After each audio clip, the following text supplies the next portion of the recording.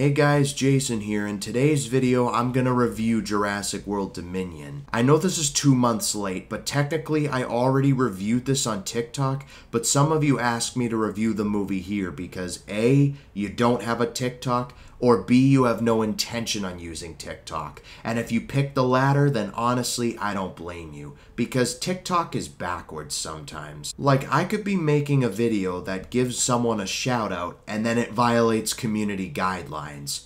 And I'm thinking to myself, how? How does that violate your precious community guidelines? Now, I'm not gonna go into too much detail about the review. I'm just gonna highlight the important stuff. First, let's talk about the human characters. Now, one of the biggest problems I've had with all of the Jurassic movies are the human characters. None of them are really that interesting. Well, apart from the main three. But a lot of the other human characters are just very boring or very annoying, and they try either way too hard to be funny or not try hard enough, and it's just... You could just get rid of all these other human characters and it wouldn't make much of a difference. Now with that said, who are the characters in this movie? First we have Owen and Claire, the Jurassic World duo, and they're basically a couple now. They make out, they kiss, they do whatever. And you remember Maisie Lockwood, the clone from the last movie? Yeah, they took her in and now she's their daughter. And the couple are trying to keep Maisie hidden from this organization that's trying to capture her. Biosyn! She ends up disobeying them and surprise, surprise, she gets captured. And now Owen and Claire must set off on a rescue mission in order to get Maisie back home. Along the way, they come across Franklin Webb, who's less annoying in this movie than he was in the last movie, and Barry, who we haven't seen since 2015's Jurassic World. And he's still a pretty cool character, even though he only had a minor cameo. And then we've got the legacy characters. Dr. Grant, Dr. Sattler, and Dr. Malcolm, played once again by Sam Neill, Laura Dern, and Jeff Goldblum. Honestly, this movie belonged to these three. You could have gotten rid of all the other characters and just leave these three here, and it wouldn't have made much of a difference.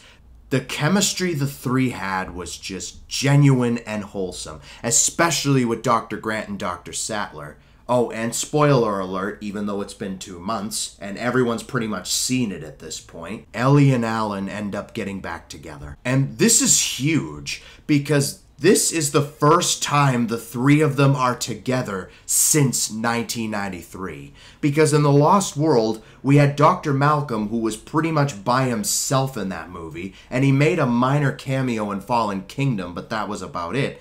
And in Jurassic Park 3, it was pretty much Dr. Grant's story, with Dr. Sattler basically having a minor role in that movie.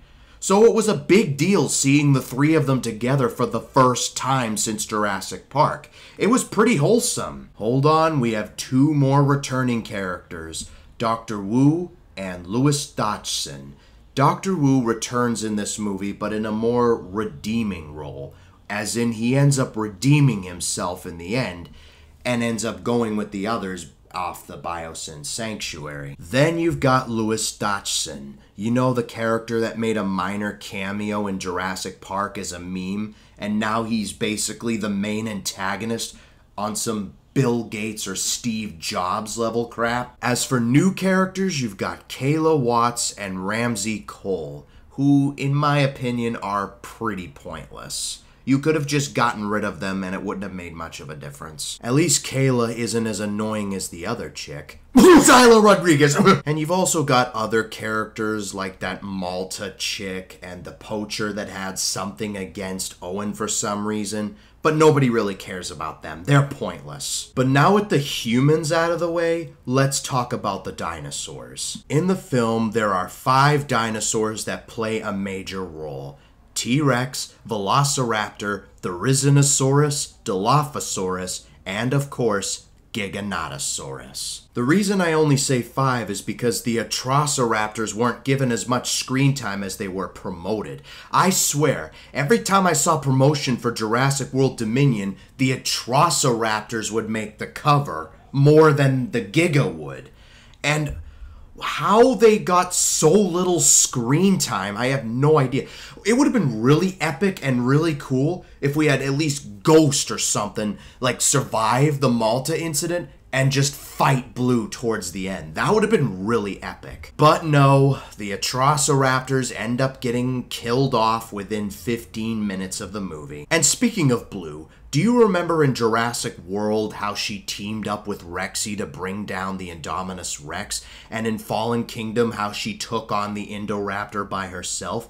And even in Camp Cretaceous Season 3 how she took on Scorpius Rex? What does she do in Dominion? Nothing. Exactly. That's right. Blue does absolutely nothing, apart from looking after her baby, which Maisie ends up naming Beta. Also, not only are Owen and Claire out to rescue Maisie, but they're also out to rescue Beta, who was also captured by the poachers. The movie pretty much belongs to Rexy, who gets a lot more screen time in this movie than she did in either of the other movies, but still not as much screen time as Jurassic Park. I say that the Dilophosaurs are important because they end up killing Dodgson in the end of the movie, the same exact way that they killed Dennis Nedry, except instead of one Dilophosaurus, it's a pack of them. The Therizinosaurus is a main dinosaur because it ends up helping Rexy defeat the Giga towards the climax. And finally, the Giganotosaurus because it's the main dinosaur antagonist. Jason, there are actually 6 dinosaurs? Wait, what? I forgot a creature? Well, not 6 dinosaurs, 5 dinosaurs and a bug. Oh yeah, I forgot about that. Okay, thank you for telling me. You're welcome. Have a good day. Okay, so apparently there are 6 major creatures, and the 6th major creature are the locusts. Yeah, the film isn't really about the dinosaurs, and it's more about these locusts that are like basically disintegrating all the crops. So then biosyn, it's like a marketing technique for biosyn to make people buy their crops. Now my question is, what does biosyn, a company that's known for creating dinosaurs, want to do with crops? I don't know, maybe they're trying to expand or something, I don't know. But even InGen never thought of doing this. And what's Dr. Wu even doing working for biosyn anyway? Didn't he work for InGen at one point? As for the rest of the dinosaurs, they have pretty minor cameos. And out of all the extra dinosaurs that they have, my favorite is probably the Dreadnoughtus, because you know how I love my sauropods. And I guess Pyroraptor as well, even though it only has one scene where it attacks Owen and Kayla. But talking about the major dinosaurs for a little bit, I've already talked about how Blue does nothing in this movie, and how Rexy has a much bigger role than she did in the previous movies. But what about the others? The Therizinosaurus is pretty much nightmare fuel. I get they were trying to make it so it's actually blind, but with the blind eyes, it actually makes the Therizinosaurus a lot more terrifying than it should have been.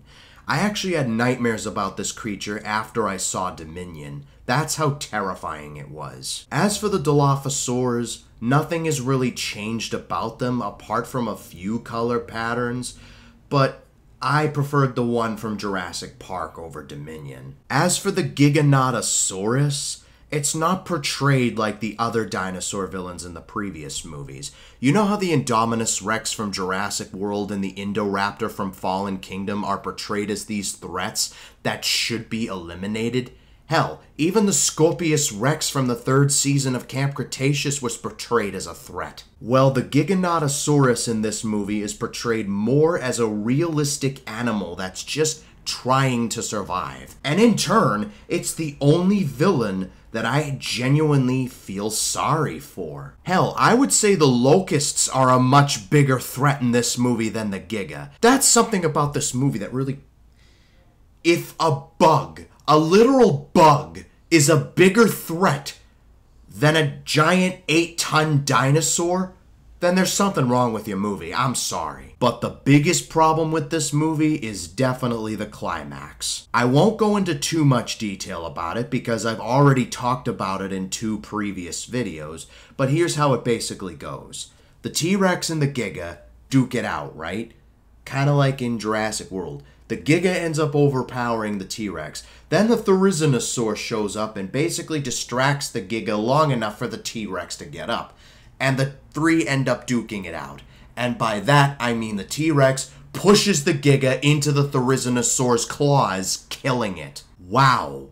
I mean, wow. I am just really shocked by how underwhelming and anticlimactic that was. That was a total downgrade from the previous 2 films. Going back to when Rexy and Blue teamed up to fight the Indominus Rex in 2015's Jurassic World, that was basically nature fixing mankind's mistake.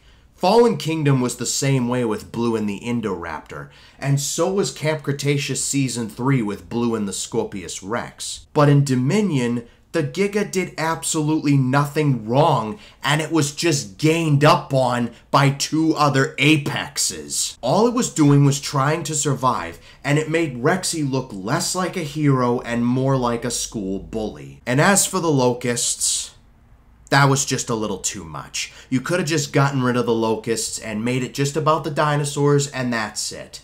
I get you were trying to do something different, but if you wanted to do something different, why didn't you just do what you were originally intending on doing? Like making Dominion about dinosaurs roaming the mainland. Wasn't that what Dominion was gonna be about? And not some sanctuary? It's basically the islands thing all over again. Now that I've gotten all the bad stuff out of the way, what's something good about the movie?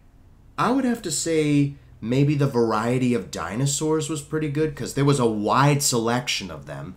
And I think the Giganotosaurus was good because while the Indominus Rex and the Indoraptor were portrayed as these threats that needed to be vanquished, the Giganotosaurus was portrayed as a realistic animal trying to survive. Basically, that's what all the dinosaurs were. They were just realistic dinosaurs trying to survive. And I love how they went more realistic with these dinosaurs. And sometimes it's just magnificent looking to watch. And as usual, the CGI makes the dinosaurs look like they're actually there. And I heard they actually used animatronics for some of them. And it's actually pretty cool to see the mixture of animatronics and CGI.